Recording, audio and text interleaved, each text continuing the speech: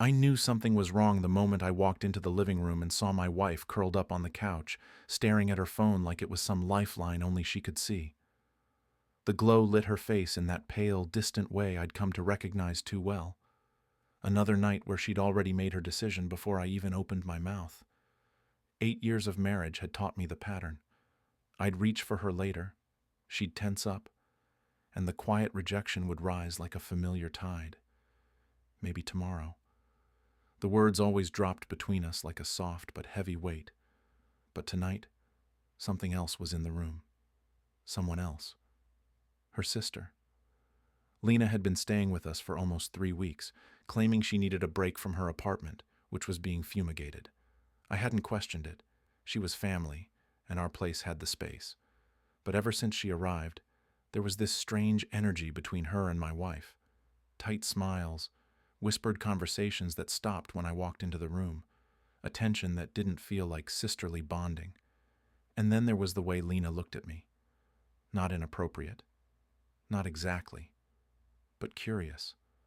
Observant. Like she was studying me for reasons she hadn't explained. That night, everything twisted. I sat beside my wife and gently rested my hand on her thigh. It wasn't a demand, just a touch. A reminder that I was still here, still wanting us. She stiffened almost immediately. "Not tonight," she murmured, eyes still glued to her phone. "Maybe tomorrow." The words hit me harder than they should have. I pulled my hand back and nodded, pretending it didn't sting anymore. Pretending I hadn't spent months wondering if she didn't desire me, or if something deeper had shifted inside her, something she refused to say out loud. Before I could stand, before I could even draw a breath to mask the disappointment, Lena walked in from the kitchen, carrying a mug of tea as if she'd been waiting for the cue. She leaned against the doorway, eyes moving from her sister to me.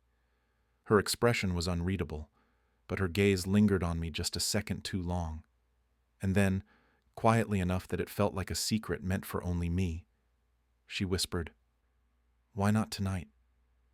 My whole body went still.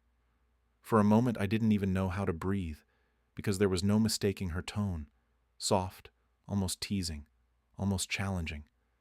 The kind of whisper people use when they're daring someone to cross a line. My wife looked up, confused. "What did you say?"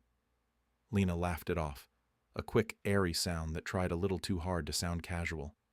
"I meant, why not do something fun tonight? You two never go out anymore." She waved her hand as if nothing strange had happened, but her eyes flicked toward me again, a flash of something unspoken passing through them. I didn't know whether to believe her cover-up or to run for the door, because the truth was, something in her whisper hadn't felt like a suggestion about going out. It felt personal, intentional, like she wanted to see how I'd react, or how my wife would. My wife shrugged, already sinking back into her phone. "I'm not in the mood for going anywhere. I'm exhausted."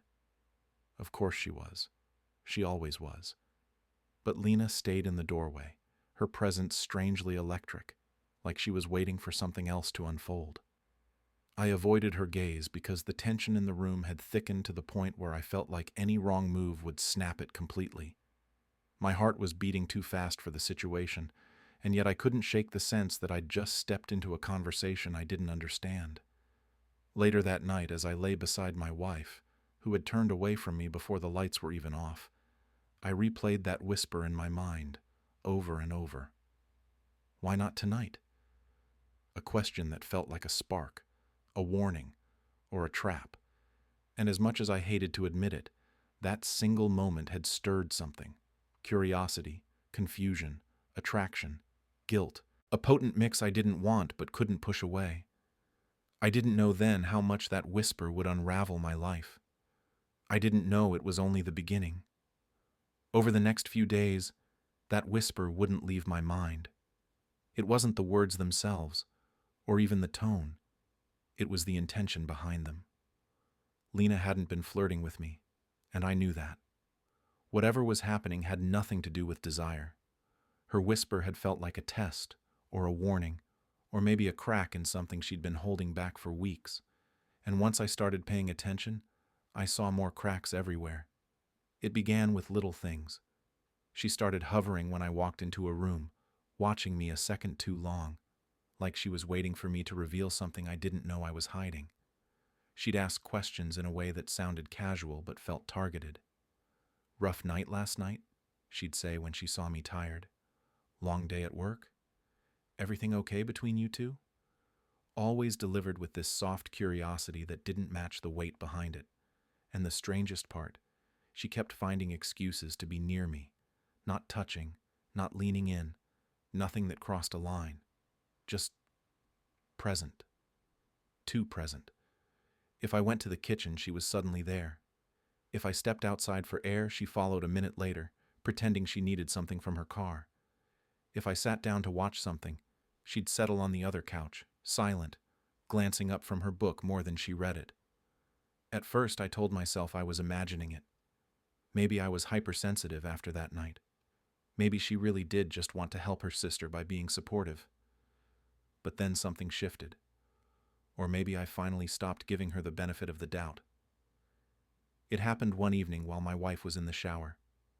Lena walked past me, close enough that I caught the scent of her shampoo, and paused like she wanted to say something. Instead, she reached out and brushed a piece of lint off my shoulder, not in a suggestive way, in a strangely deliberate one. Then she stepped back and studied me, like a scientist observing a reaction. "You seem stressed," she said quietly. "I'm fine," I answered, a little too quickly. She tilted her head. "You don't look it." That alone wouldn't have meant much, but the look in her eyes, it wasn't interest. It was suspicion, like she was trying to confirm something, like she expected me to break, or confess, or slip up. I tried to shake it off, but then my wife started acting differently too. She was even more withdrawn than usual, more closed off, more distracted. Some nights she'd go to bed early without a word. Other nights she'd sit on the couch scrolling her phone with this tense, guarded expression. She barely touched me at all, not even casual affection. And when I asked her what was wrong, she'd shrug it off with, "I'm tired," or "It's just work." But the worst part was the way she looked at me sometimes.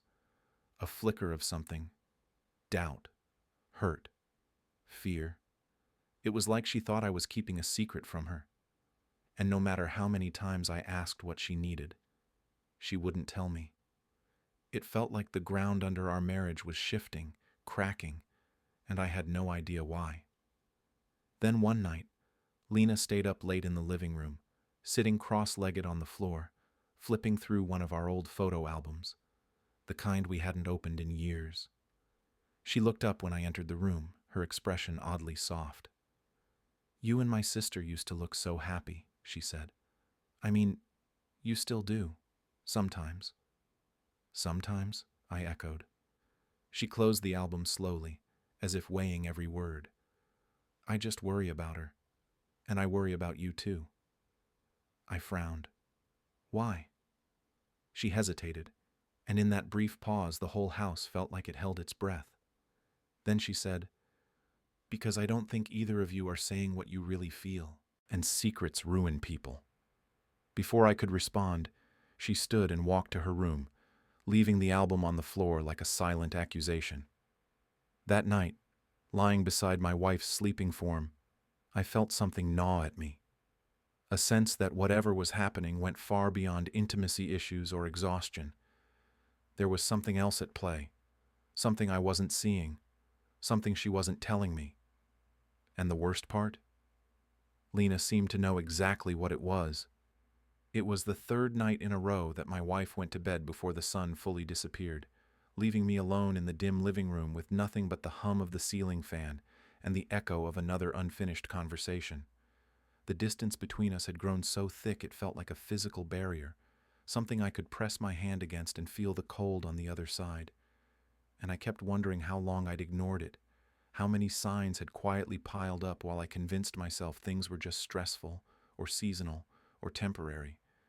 But truth has a way of cornering you. And that night, it finally did. I'd been pacing the hallway, debating whether to push the issue or let it go once again when I heard her footsteps behind me.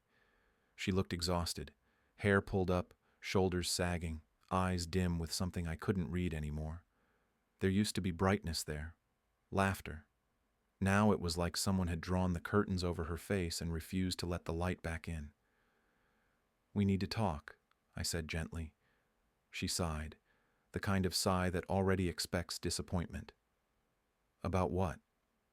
"You know what?" I wasn't accusing her. I wasn't angry, just tired. "It's been weeks since we've been close. You pull away whenever I touch you. You barely look at me. And I just—" My voice cracked a little. "I miss us." She avoided my eyes immediately, staring at the framed photo beside us, our wedding picture. She looked so alive in it, leaning her head on my shoulder, laughing at something the photographer said. Seeing it now felt like looking at a stranger frozen in a moment she no longer remembered. "I'm just tired," she said flatly. "There's nothing wrong." "There is," I said softly. "You know there is. You haven't wanted sex. Fine. But you also won't talk to me. You shut down every time I try. Please, what's going on?" Her arms folded across her chest, not defensively, but protectively, like she was shielding herself from something. "I don't want to fight." "I'm not trying to fight," I insisted. "I'm trying to understand." She opened her mouth, closed it again, shook her head. "You're making something out of nothing. Please just drop it." But I couldn't. Not anymore. We can't keep pretending everything's fine when it's clearly not. Her voice was barely above a whisper. "I don't want to do this." "You don't want to talk," I said, "and you don't want to be close. What do you want?" Something flickered across her face. Fear, maybe, or guilt, or hurt. Something that twisted her expression into something unfamiliar. She turned away from me, hands trembling slightly at her sides. "I said I'm tired," she repeated, but this time her voice broke. "Just leave it." She walked into the bedroom and shut the door. Not slammed, but firm enough that the message was clear. Conversation over. Door closed. Walls up. And I stood there, staring at the wood grain, feeling the weight of a marriage that was slipping through my hands like sand I couldn't grip anymore. I didn't realize Lena had heard everything until she appeared at the end of the hallway, leaning against the wall with her arms crossed, her expression a mixture of sympathy and something sharper. "She's shutting you out," she said quietly. I stiffened. "You shouldn't have been listening." "I wasn't trying to," she replied, "but you two weren't exactly whispering." I ran my hand through my hair, frustration burning beneath my ribs. I don't know what to do anymore. It feels like she doesn't even want to be around me. Lena stepped closer, not invading my space, just closing the distance enough that her voice didn't have to carry. "You deserve to feel loved," she said. "You deserve affection. You deserve honesty." There was no flirtation in her tone, no softness meant to sway me. It was almost clinical, like she was stating facts I had failed to consider. Still, her words hit me deeper than I expected because they echoed the fear I'd been too ashamed to voice. "I just want my wife back," I said quietly. Lena hesitated. "Then you need to look beneath what she's saying. People don't shut down for no reason." "She says she's tired." "She's lying," Lena said, not cruelly but with unnerving certainty. "And the lie isn't about sex. It's about something bigger." I turned toward her fully, finally meeting her gaze. "What do you mean?" She looked at me for a long moment, as if deciding how much truth I was ready for. Then she exhaled slowly. "You're not imagining this," she said. "Something is happening to her. Something she won't tell you." Her voice dropped even softer. "And you need to find out what it is before it destroys you both." She walked away before I could ask anything else, leaving me alone in the hallway, my heart pounding with a new kind of fear. The fear that the woman I loved was keeping a secret big enough to break us. And maybe, just maybe, her sister already knew what it was. It was 2 days after the argument when I finally crossed a line I'd never imagined myself crossing. I didn't wake up planning to do it, and even now I can't decide if guilt or desperation pushed me over the edge. but something inside me refused to keep pretending that everything was normal, refused to accept another quiet dismissal from a woman who had once told me every detail of her life without hesitation. I needed answers. And for the first time in 8 years of marriage, I didn't trust that she would tell me the truth if I simply asked for it. It started with something small, her phone buzzing on the kitchen counter while she was in the shower. I wasn't trying to snoop, not at first, but the notification banner caught my eye. Reminder, appointment at 7 p.m., followed by a name I'd never seen. A name that didn't sound like a doctor, co-worker, or friend. I told myself not to touch it. Told myself it wasn't my place. Told myself this was exactly the kind of boundary you can't uncross. But the truth? Fear is louder than morals. I picked up the phone. She had no passcode set. She never had, because she'd never needed one. Not with me. That thought alone twisted something hard in my chest. Part of me wished the screen had been locked, because at least then I wouldn't have seen what came next. It wasn't just one appointment. It was several. Messages from unknown numbers, late-night timestamps, voicemails she'd saved but never mentioned, calendar entries that didn't match anything she'd told me, and a series of bank withdrawals, small amounts but consistent, like she was making payments for something she didn't want anyone to notice. None of it pointed to an affair. If anything, the pattern was too secretive, too structured, too scared. But it also wasn't harmless. I stood frozen in the middle of the kitchen, gripping the phone like it was a ticking bomb. I didn't want to jump to conclusions, but every instinct screamed that something was terribly wrong. Not physically, but emotionally, psychologically. Someone had her cornered, or pressured, or hiding something she felt she couldn't share with me. And for the first time, I understood the depth of Lena's earlier warning. You're not imagining this. You need to look closer. The words hit harder now. That afternoon, I tried to talk to my wife again. I approached gently, choosing my words carefully, hoping she would sense concern instead of accusation. But the moment I asked about the appointments, she shut down so quickly it startled me. "They're nothing," she said too fast. "Just errands." I stepped closer. "Errands at 7 at night? Withdrawals every few days? Why can't you tell me what's going on? I'm your husband." Her jaw tightened. "I said it's nothing. It doesn't feel like nothing." "Then maybe that's your problem," she snapped, and the coldness in her tone hit me like a slap. "I don't need to explain every detail of my life to you." "That's not what I'm asking," I said quietly. "I'm asking you to let me in. You've been different for weeks. You barely talk to me. You flinch when I reach for you. I'm tired," she cut in, the same excuse she always used, but this time it sounded like a shield she was desperately trying to hold up. "Please, just stop."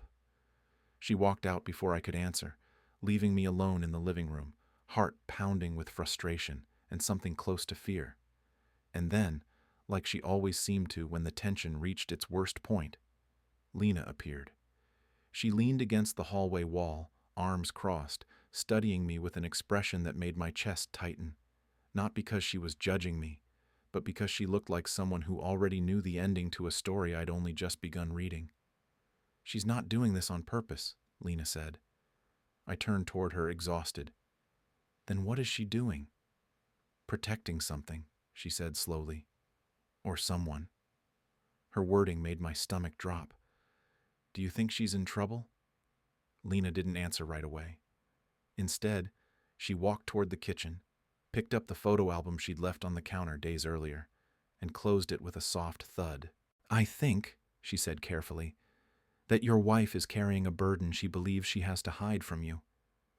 "What kind of burden?" Lena hesitated, biting her lower lip like she was choosing her next sentence with surgical precision. "I can tell you this," she finally said.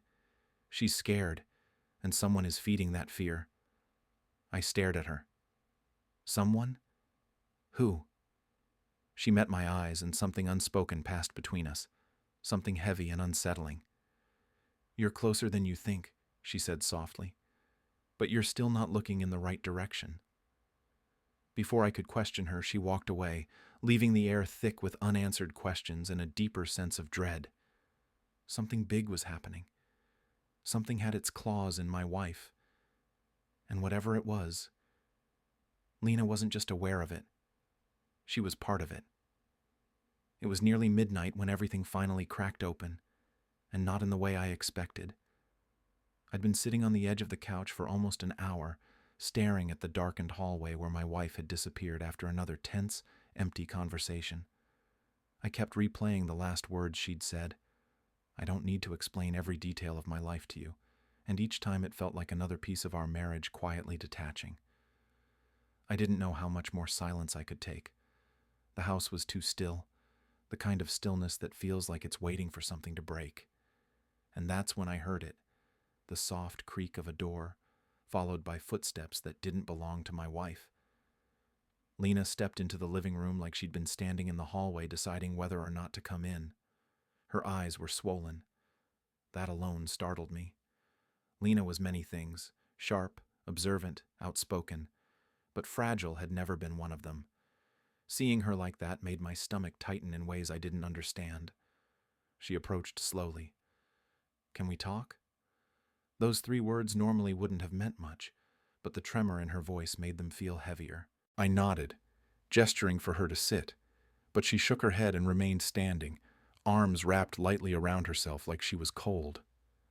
"I'm sorry," she said, "for how I've been acting, for the way it must have looked." I frowned. "You don't need to apologize." "Yes," she said quickly. "I do." She took a shaky breath, then lowered herself onto the far edge of the couch, like she needed the furniture to hold her together. Her eyes met mine, and for the first time since she'd moved in, I saw something raw. Fear, guilt, and something else that wasn't directed at me but through me. "I need to tell you the truth," she said, "because whatever is happening with her, it's getting worse." "What truth?" I asked, already bracing myself. She swallowed hard, clasping her hands in her lap. "The night I whispered, 'Why not tonight?' I wasn't trying to flirt with you. I would never do that. You're family, and I know how it must have sounded, but that wasn't the intention." "What was the intention?" I asked quietly. She ran a hand through her hair, visibly unraveling. "I wanted to see how you'd react, because I needed to know if my sister was lying to herself, or if someone else was lying to her." I blinked. "I don't understand." Her voice dropped to a whisper. "She thinks you're cheating on her." The words landed like a physical blow. "What? Why would she think that?" "Because someone has been feeding her proof," Lena said, her hands tightening around each other. "Photos, messages, videos. None of it real, but all of it convincing enough that she's been unraveling." I stared at her, stunned. "But why didn't she say anything to me?" "Because she's terrified," Lena answered. "Terrified that it's true. Terrified that she's losing you. Terrified that if she confronts you and she's wrong, you'll think she's insecure and paranoid. And if she's right, she'll lose you anyway." I leaned back, trying to process the words. "So she's been avoiding me because she thinks I'm having an affair with..." "Who?" Lena hesitated. "With me." My breath caught. "What?" "She found a message that looked like it came from you," Lena said quickly, shaking her head as tears started to spill. "It was fake. All of it was fake. But she didn't know that. And it wasn't just one message. There were dozens. Someone built a whole narrative and fed it to her slowly." I felt sick. "Why didn't you tell me?" "Because I didn't know how to," she admitted. "And I didn't want to make things worse. I thought if I acted strangely around you, she'd see that nothing was happening. I thought she'd realize the evidence was wrong. I thought she'd snap out of it." Her voice cracked, but instead it pushed her deeper into it. I stared at her, my mind racing. Who would do something like that? Why target her? Why target us? Lena wiped her cheeks with the back of her hand. "I don't know. But whoever it is, they're good at it. She's been trying to protect herself. Protect you even. She's been selling things, picking up extra shifts, hiring someone to help her figure it out. Because she's scared the truth is even worse than what she's seen. The puzzle pieces were clicking together so violently it hurt. The late appointments, the secret meetings, the withdrawals, the distance, the fear. She wasn't avoiding me because she didn't want me. She was avoiding me because she thought she'd already lost me. My voice came out hollow. She thinks I'm cheating on her with you. Lena nodded, tears spilling again. She thinks everyone she loves is slipping away, and she thinks she's alone in it. I exhaled shakily, the truth settling like a stone in my stomach. Someone was manipulating her. Someone was tearing our marriage apart from the shadows. Someone wanted her scared and isolated, and for the first time I realized Lena wasn't the problem. She was the warning. I didn't sleep that night.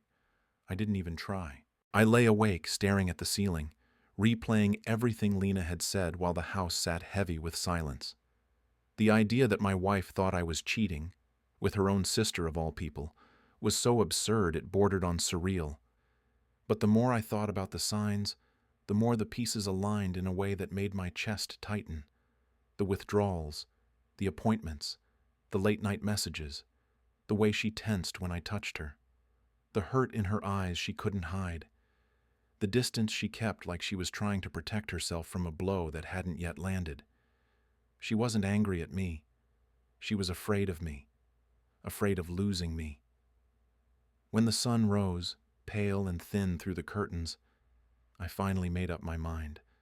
I couldn't keep tiptoeing around the truth. I couldn't keep pretending I didn't feel the cracks widening beneath my feet. So when she walked into the kitchen that morning, looking like she hadn't slept either, I knew I had to confront the storm head on. She poured herself coffee without looking at me. Her hands shook. I spoke softly. "Why didn't you tell me someone's been sending you things about me? About us?" The mug froze halfway to her lips. Then her entire body stilled. She set the cup down carefully, deliberately, as if afraid it might shatter. When she looked up, her eyes were red, raw, exhausted, tormented. But beneath the pain, I saw something else. Resignation. "You weren't supposed to know," she whispered. I stepped closer. "Why not?" "Because," she said shakily, "if they were true, I didn't want to hear you lie to me." The words gutted me. I reached for her hands and she let me hold them, but they felt cold, limp, drained. "Nothing they sent you was real," I said. "None of it. I've never cheated on you. Not with Lena. Not with anyone." Her eyes filled instantly, but she pulled her hands back as if burned. "Please don't," she said. "Please don't make this harder." "It's the truth," I insisted. "You don't understand." She stepped away, wrapping her arms around herself. "I saw conversations, photos, voicemail clips. They looked real. They sounded real. And they came from your number, your email. I thought—" Her voice cracked. "I thought I wasn't enough anymore." I felt something inside me collapse. "Why didn't you just ask me?" She looked up at me, and the expression on her face. I'll never forget it. It was the look of someone who'd been drowning alone while the shore stood 3 feet away. "Because I didn't want the answer," she whispered. I took a slow breath, steadying myself.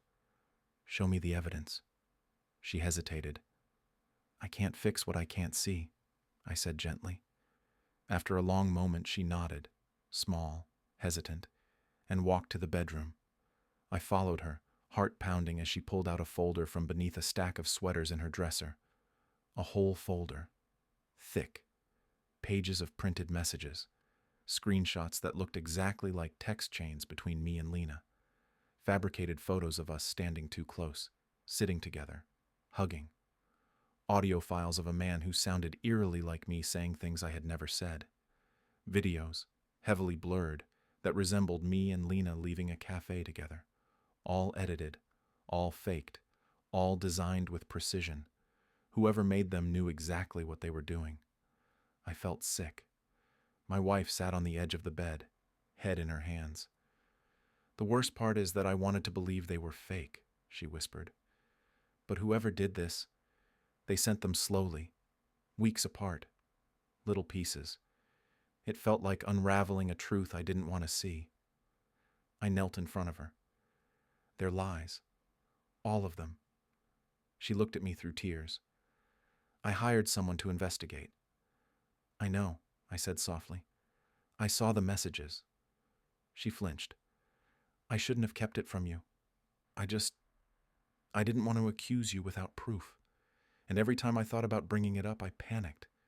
I thought if I was wrong, I'd destroy what little we had left. Her voice broke. And if I was right, I'd lose you completely. I took her hand again, and this time she didn't pull away. We're going to figure out who did this. Together. She nodded slowly, the first sign of trust in weeks. But the moment was interrupted by a soft knock at the doorframe. Lena stood there, pale, resolute, and carrying a small envelope.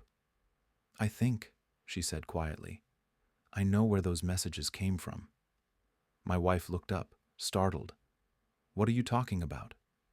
Lena stepped closer, holding out the envelope. Because whoever faked them contacted me too. My stomach dropped. And I think, she continued, voice steady but trembling at the edges, I know who's behind all of it. She placed the envelope in my hand, and inside was a name I never expected to see. The envelope felt heavier than paper should. It wasn't thick, not stuffed with documents or photographs, but something about the way Lena handed it to me, with a mixture of dread and relief, made it feel like a detonator. My wife sat frozen on the edge of the bed, eyes wide, hands twisting nervously in her lap, as if she already sensed the name inside would break something open that couldn't be closed again. I opened it slowly. Inside was a single printed email, no subject line, nothing else attached. The sender was anonymized, but the content was unmistakably directed at Lena. He'll slip eventually. Keep watching. She deserves better than him. You know what he's like. You two were almost family once. Help her see the truth. No signature, no clues. But the insinuation hit hard. What does this mean? My wife asked, her voice thin. Lena swallowed. It wasn't the first one. She held up her phone, unlocking it with trembling hands, and scrolled through a series of similar messages. Some were longer, some brief, but they all had the same tone. Manipulative, insistent, always pushing her to protect my wife from me. But the part that froze my blood was a specific line repeated in several of them. You know he took her from you.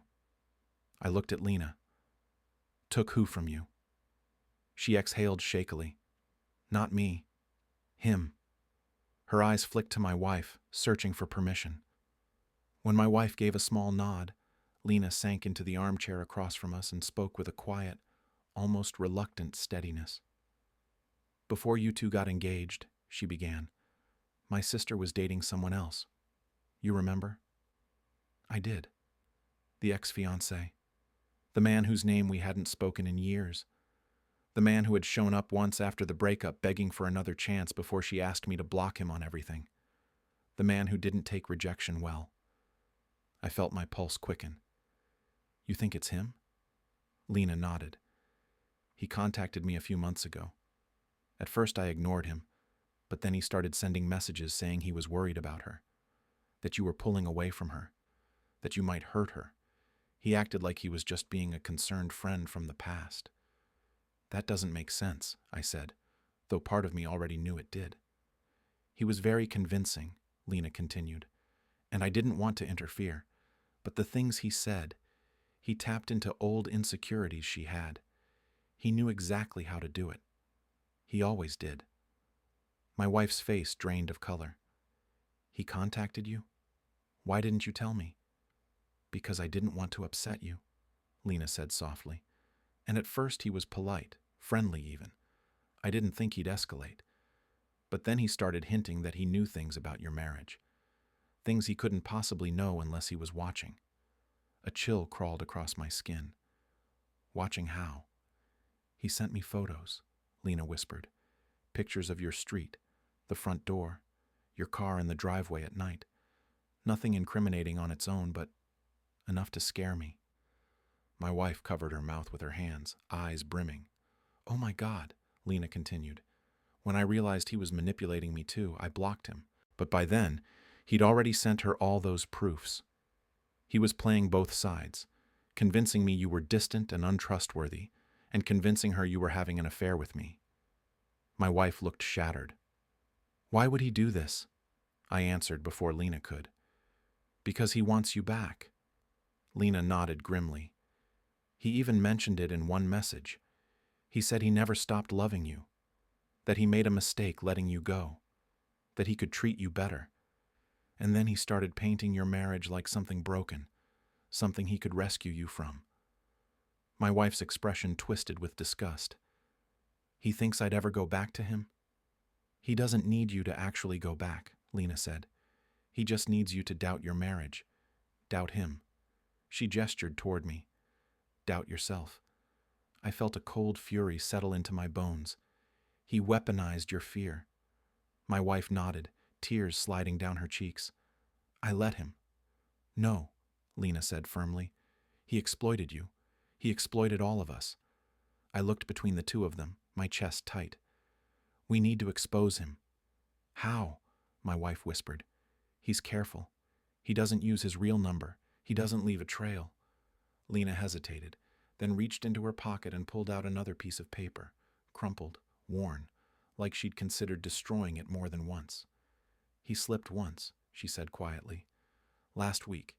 He forgot to block his location data in an email header. She handed it to me.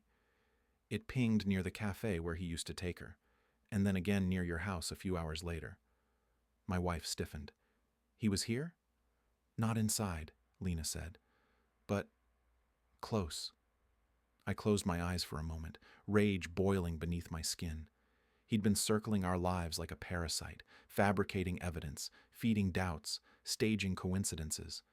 And we'd fallen for it, my wife most of all. When I opened my eyes, my voice was steady. We're not letting him destroy us.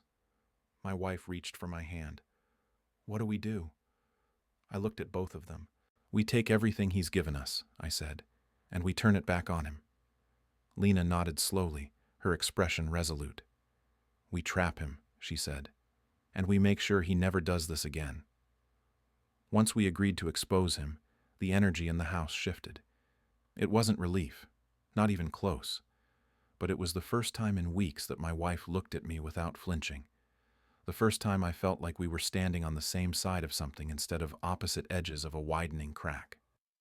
Lena sat with us at the dining table, the three of us hunched over printed messages, email traces, and the few breadcrumbs he'd carelessly left behind. It felt like preparing for war, even though the battlefield was our own marriage. We need him to come out in the open, Lena said, tapping her pen against the table. He only shows himself when he thinks she's vulnerable. My wife grimaced. So I have to pretend I still believe his lies. No, I said quickly. We're not dragging you through that again. She looked at me, really looked at me, for the first time in weeks. I can handle pretending. I just can't handle not fighting back. I reached over and squeezed her hand. She didn't pull away. It was a small victory, but one that steadied me. Lena outlined the plan. He wants her alone and insecure. He wants her to think her marriage is collapsing. So we give him exactly what he's been pushing for. My wife frowned. A breakup? A very public argument, Lena said. Loud, emotional, believable. Something he can observe or be told about. He's watching her one way or another. Once he thinks you're unraveling, he'll show up. I didn't love the idea of staging a fight. We'd had enough real ones. But if it meant exposing the man who had been poisoning our lives from the shadows, I'd do it 1,000 times over. When? I asked. Tomorrow, Lena answered. Afternoon, somewhere he can easily run into her. We chose a cafe, one she and her ex had frequented years ago, a place he still lived near, based on the slip in his location ping. We rehearsed the argument, planning the lines we'd say, the tone we'd use, the way we would walk away from each other. It felt theatrical, absurd even, but there was nothing funny about the stakes.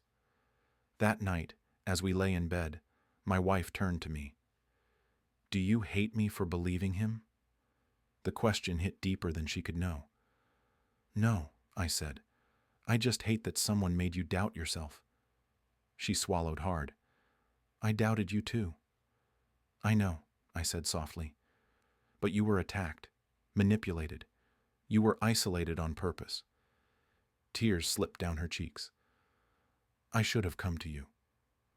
You thought you were protecting us, I said. You were doing your best. She pressed her forehead against my shoulder, a gesture that used to be so normal between us, but now felt like a fragile truce, a step toward everything we'd lost. I wrapped an arm around her gently. We fell asleep like that, clinging to the hope that the next day would bring light instead of more shadows. Morning came too quickly. We dressed separately, barely speaking to sell the story in case he was watching the house. Lena drove ahead of us, pretending she needed to run errands nearby. When we reached the cafe, the three of us exchanged a brief look before splitting up. My wife and I sat at a table near the front window, tense and focused. After a minute, I spoke loudly enough to draw glances from nearby customers. I can't keep doing this, I said, my voice sharp. She played her part perfectly, eyes wide with hurt. You're not even trying to hear me. You're hiding things from me, I accused. And you're accusing me of things I haven't done, she shot back. A few patrons shifted uncomfortably. Good. We needed witnesses. We needed the scene to feel real. You don't trust me, she said, rising from her seat. How can I when you're never honest? I stood too, leaning forward as if angry, though my voice trembled only with adrenaline. She stormed out of the cafe, and I waited 2 beats, exactly as rehearsed, before following her but turning the opposite direction. The performance was flawless. Now we waited. I ducked behind the corner of a bookstore across the street, heart hammering, watching through the window of the cafe. My wife sat outside on a bench, pretending to wipe tears, though her trembling hands weren't entirely acting. Minutes ticked by. Then, like a shadow peeling itself off the sidewalk, he appeared. Tall. Familiar. Too familiar. My wife's ex-fiancé. He approached her slowly, pretending to stumble upon her by coincidence, feigning concern with a softness that made my stomach twist with rage. Are you all right? He asked, voice dripping with rehearsed sympathy. My wife looked up with a perfect mix of surprise and vulnerability. I didn't expect to see you. He sat beside her, too close, and leaned in. You don't have to go through this alone, he said. I'm here. I've always been here. From behind the bookstore corner, I hit the button on my phone. The camera was rolling. Lena rounded the block, her camera angled discreetly, capturing every word, every gesture, every piece of the trap snapping shut. He didn't know it yet, but he'd walked right into the center of it. I thought I was ready to face him. I thought anger alone would carry me through. But watching my wife's ex-fiancé lean toward her with that familiar, manipulative softness made something boil under my skin in a way I hadn't felt in years. Beneath the calm mask he wore, I saw the truth. He was savoring this. He was drinking in her vulnerability like it was the victory he'd been chasing since the day she left him. But we had the advantage now. We had everything recorded, the words, the tone, the way he reached for her as if he had any right. Lena caught my eye and gave a subtle nod. Our plan was working. He brushed a hand over my wife's shoulder. You don't deserve this pain. He's not the man you think he is. My wife swallowed, keeping her voice steady. You don't know what's been happening between us. He leaned closer. I know more than you think. And there it was. The slip. The confession tucked inside the arrogance. Lena zoomed in on her phone, capturing every frame. My wife asked, How would you know that? He hesitated, just briefly, before saying, Because someone needed to protect you. My jaw clenched. That was enough. I stepped out from my hiding spot, walking toward them with my phone still recording. His face drained the moment he saw me. Funny, I said, because the only thing you've protected is your obsession. He shot up from the bench. You don't get to accuse me of... I don't need to accuse you, I said. We have everything recorded. All of it. His eyes flicked to Lena, who stood behind me now with her camera steady in her hands. For the first time, panic cracked through his expression. "You set me up," he said quietly. My wife rose to her feet too, her voice trembling with anger. "You've been tormenting me for months, manipulating me, lying to me, pretending to care." "I do care," he insisted. "I was saving you from him." "By stalking us," I snapped. "By fabricating messages, by using my number, my email, by making her think her own marriage was falling apart." His mask slipped completely then, revealing something hollow and frantic underneath. "I did what I had to do," he said. "You were already losing him. I could see it. She deserves better than you." My wife stepped forward, her voice steady. "I deserve the truth, not you playing puppeteer with my life." He opened his mouth to argue, but he never got the chance, because that's when the truth detonated. Lena lowered her phone, her expression shifting in a way I couldn't decipher. My wife turned to her, confusion in her eyes. "What?" my wife asked. "Why are you looking at him like that?" Lena's jaw tightened. "Because he didn't do all of it." My stomach dropped. "What are you talking about?" She exhaled shakily, her hands trembling as she lowered the phone completely. "I didn't know it would go this far. I didn't know he would escalate. I thought if I let some things pass, she'd finally see what was wrong." My wife stared at her. "Lena, what did you do?" Lena took a step back, tears filling her eyes. "I thought your marriage was falling apart. I thought you were hurting and he wasn't helping. So when your ex messaged me months ago, I didn't block him at first. I let him talk. I let him vent. And when he started sending the first proofs, I didn't shut it down right away. I felt a cold chill move through me. You knew he was sending fake evidence?" "I knew he might be," she whispered. I wanted you to open your eyes. Both of you. You were barely talking, barely touching, barely acknowledging each other. I thought maybe the shock would push you to confront everything." My wife's voice cracked. "You let him manipulate me?" Lena shook her head fiercely. "No, I didn't let him. I tried to control it. I thought I could steer it, stop the damage before it got too far. And when I realized he was spiraling, I tried to warn you." "By acting strange? By pressuring me with cryptic comments?" I asked, my voice hardening. "By whispering tests into my ear?" She winced.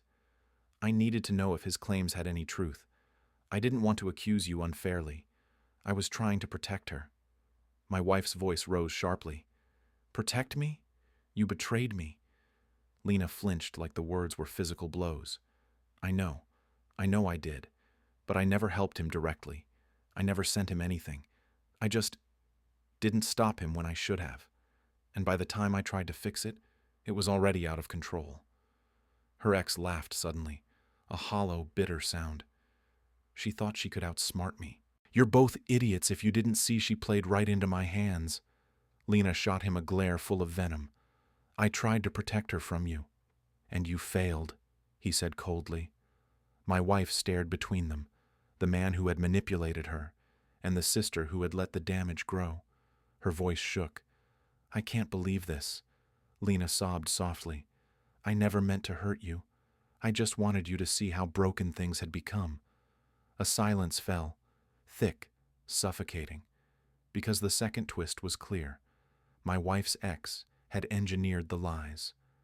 But Lena had allowed the truth to rot. She hadn't created the storm, but she'd stood in the rain and watched it build. The police arrived less than an hour later. Not because we called them immediately, but because our ex-fiancé turned stalker refused to leave quietly. He shouted, insisted we were conspiring against him, tried to grab my wife's arm as she backed away. That was enough for a nearby shop owner to intervene and hit the alarm button behind the counter. Once officers separated him from us and took our statements, everything moved quickly. Too quickly. Evidence, recordings, emails, the GPS slip, the messages Lena had received, All of it painted a picture of a man who had been unraveling for a long time and decided to drag us into his descent. I should have felt victorious, vindicated, relieved. Instead, all I felt was exhaustion, a bone-deep, heart-heavy exhaustion that settled in like cold rain. My wife clung to me on the sidewalk as they put him in the back of the patrol car. Her hands trembled, but she didn't let go. And for a moment, a fleeting, fragile moment, I felt her trust return, like the faint glow of a candle finally being relit after weeks in the dark. But when I turned toward Lena, standing off to the side, her arms wrapped tightly around herself, her eyes swollen, that trust fractured again. Not fully, but enough to sting. Because betrayal didn't only come from the man being driven away. It had come from our own home, too. When we got back to the house, we didn't speak for a long time. My wife sat on the couch staring at nothing while I paced the kitchen, replaying everything over and over. And Lena stood near the hallway, shifting her weight anxiously, waiting for one of us to break the silence. Finally, it was my wife who did. "What you did," she said quietly, not looking at her sister. "I don't know how to forgive it." Lena nodded slowly. "I don't expect you to." "You let him get into my head," my wife continued, voice trembling. "You let me drown."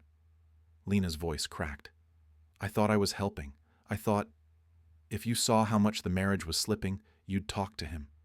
I thought you two needed a push." "A push?" my wife whispered. "You almost let him destroy us." "I know," Lena said, tears spilling. "I know, and I'll regret it for the rest of my life. But I didn't know he'd go that far. I didn't know who he really was. I underestimated him." I stepped forward. "It doesn't matter what you underestimated. You should have told us the moment he contacted you." She nodded again, helpless. "You're right." "And instead," my wife said, "you watched me fall apart." Lena covered her mouth, shaking. "I'm so sorry."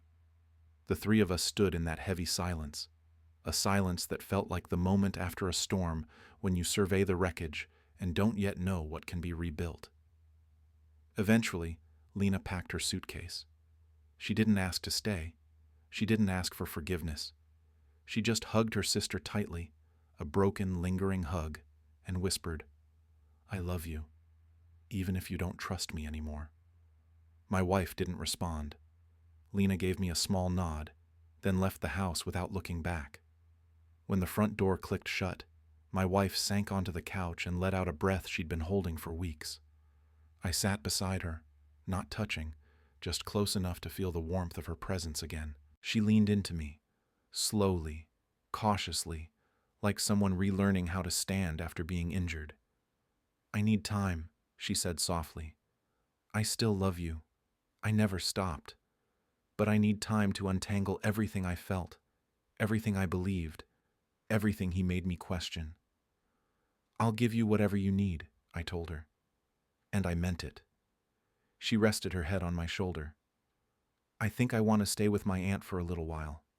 Just a couple of weeks. I need space to clear my head without anyone influencing me." A part of me stung at that, at the thought of her leaving. But I nodded. "If that's what helps you heal, do it." We sat like that for a long time, watching the light shift across the living room walls as the sun set. She didn't cry. Neither did I. Somehow, the quiet between us felt gentler than it had in months. Later that evening, she packed a small bag. Before leaving, she turned to me at the doorway and touched my face with a soft, trembling hand. "I'm not leaving you," she said. "I'm just finding my footing again." "I'll be here when you're ready," I said. She smiled, a small, fragile thing, but real. Then she left. The first night alone in our house was strange, too quiet, too still. But beneath the uncertainty, beneath the lingering ache, one truth sat steady. We weren't broken. We were bruised, but bruises heal.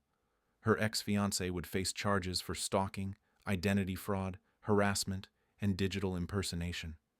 Lena would carry her guilt for a long time. and I would carry the memory of nearly losing everything without ever having actually done anything wrong. But as the days passed, my wife and I began talking again, really talking. And for the first time in a long time, I realized something important. Sometimes what destroys a marriage isn't infidelity at all.